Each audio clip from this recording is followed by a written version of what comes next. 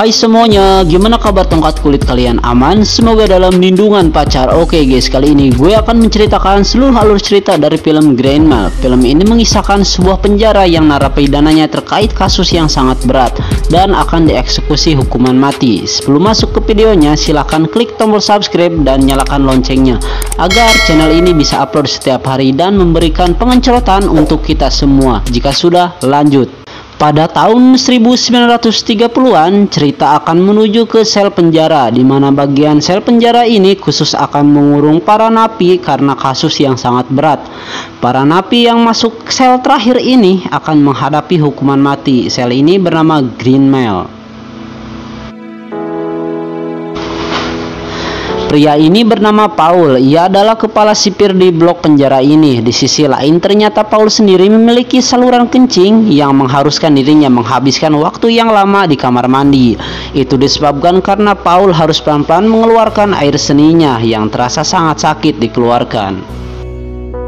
Di sini ada anak buah Paul, ada Brutal dan Dan. Mereka sangat patuh dan cukup bersikap baik pada narapidana. Tidak lama datanglah sebuah mobil yang membawa terpidana mati yang baru. Di situ juga ada anak buah Paul yang tidak bisa sopan dan menggoblokkan, yaitu namanya Percy. Saat masuk, betapa terkanyutnya mereka saat melihat narapidana itu memiliki tubuh yang sangat besar seperti monster. Saya memberi sedikit penjelasan tentang Percy. Dia ini adalah seseorang yang sangat menyebalkan dan bahkan tidak disukai semua orang. Namun karena dia keponakan dari istri gubernur, Paul dan anak buahnya harus terpaksa bersabar dengan keberadaannya sekarang.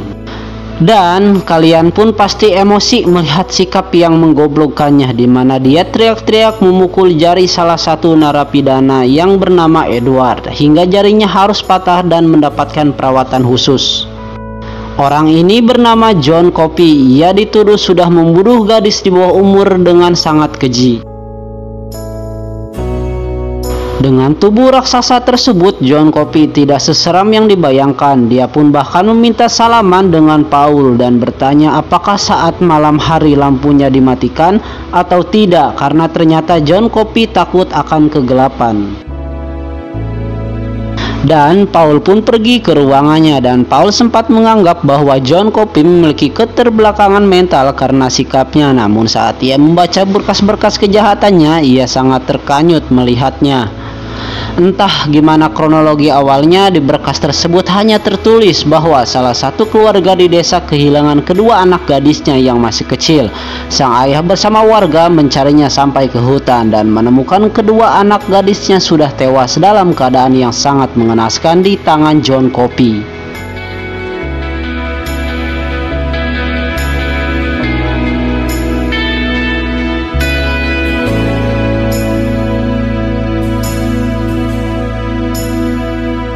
Saat di waktu sore, datanglah seorang lelaki bernama Warden. Ia adalah atasan Paul sekaligus teman dekatnya. Paul bercerita dan mengeluh jadi anak buahnya. Warden pun mengatakan agar Paul bersabar karena seperti yang kita tahu bahwa Percy keponakan dari istri gubernur, sehingga mereka semua tidak bisa berbuat banyak. Kemudian Warden curhat masalah istrinya yang ternyata memiliki tumor otak, sehingga istrinya hanya bisa terbaring di atas kasur. Hal tersebut membuat Warden terus murung. Oke, di sini mereka memiliki masalah pribadi masing-masing yang pada akhirnya akan berhubungan pada alur cerita film ini. Oke, lanjut. Saat di rumah, Paul dan istrinya pun tidak bisa melakukan pengemperutan akibat penyakit saluran kencing yang dideritanya.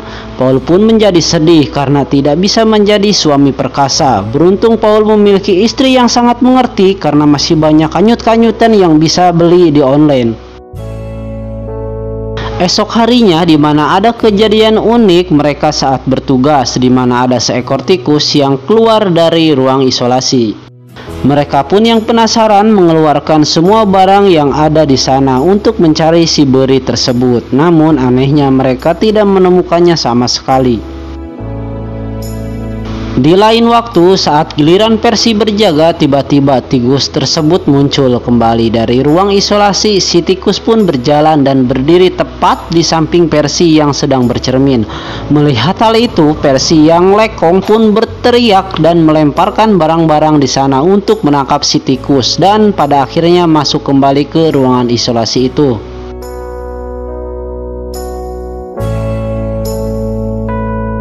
Kericuhan itu pun membuat kehebohan di penjara dan menarik perhatian Napi di sana. Paul yang mendengarnya pun langsung kembali ke bloknya untuk mencari tahu apa yang terjadi di sana. Sesampainya di sana, ternyata itu hanya ulah si Percy yang sedang menangkap si tikus. Paul dan kawan-kawan pun memutuskan untuk mengerjai si Percy dengan membiarkannya memindahkan barang-barang di ruang isolasi, yang padahal mereka tahu itu tidak akan berhasil. Singkat cerita, tibalah hari di mana salah satu tahanan terpidana mati akan dieksekusi.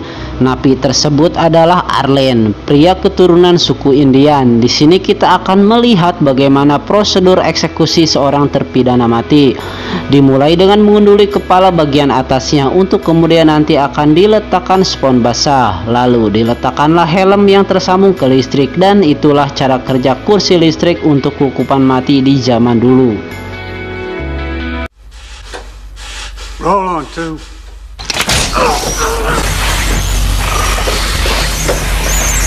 Setelah Arlen sudah jadi mayat, Percy masih saja berbuat hal tidak pantas dengan memaki dan mengatakan hal-hal kasar kepada tubuh Arlen yang sudah tak bernyawa. Hal tersebut ditindak oleh brutal dan menyuruh Percy untuk menyingkirkan tangannya. Di sisi lain, ketika akan melihat John Coffey selalu terlihat bersedih, entah menyesal karena sudah membunuh kedua gadis tersebut atau entah karena memiliki keterbelakangan mental, tapi yang jelas itu sangat kasihan. Di tengah-tengah kesedihan tersebut, John Coffey tiba-tiba terkanyut, bahkan Paul pun sampai melongo dibuatnya hingga memanggil Brutal dan Dan untuk melihatnya. Ternyata tikus yang mereka coba tangkap justru berhasil dijinakkan oleh Edward, bahkan layaknya seperti hewan sirkus. Edward berhasil melatih tikus untuk melakukan aksi menghibur. Edward pun meminta izin kepada Paul untuk merawatnya.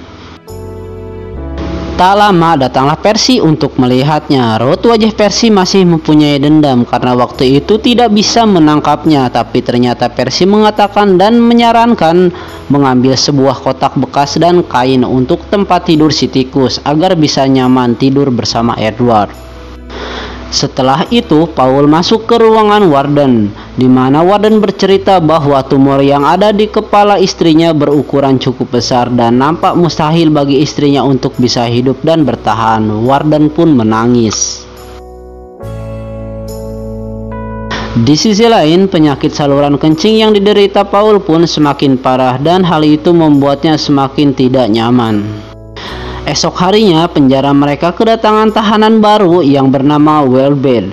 Pemuda ini adalah seorang buronan yang bertahun-tahun meresahkan penduduk desa karena tindakannya yang memperkosa dan membunuh beberapa wanita. Saat akan dimasukkan ke penjara, Bill pun sudah berulah dengan melawan para sipir hingga tak sengaja menendang kanyut Paul. Hal itu tentu semakin membuat penyakit Paul yang dideritanya tambah parah. Paul bahkan merintih kesakitan, bahkan tak kuat untuk berdiri.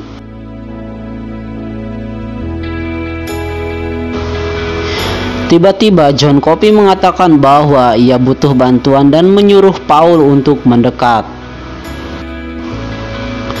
Edward yang melihatnya pun memperingatkan agar Paul tidak mendekat, tapi Paul tetap melakukannya. Tak disangka Paul ditarik oleh John, kemudian mencengkram burung kanyut Paul.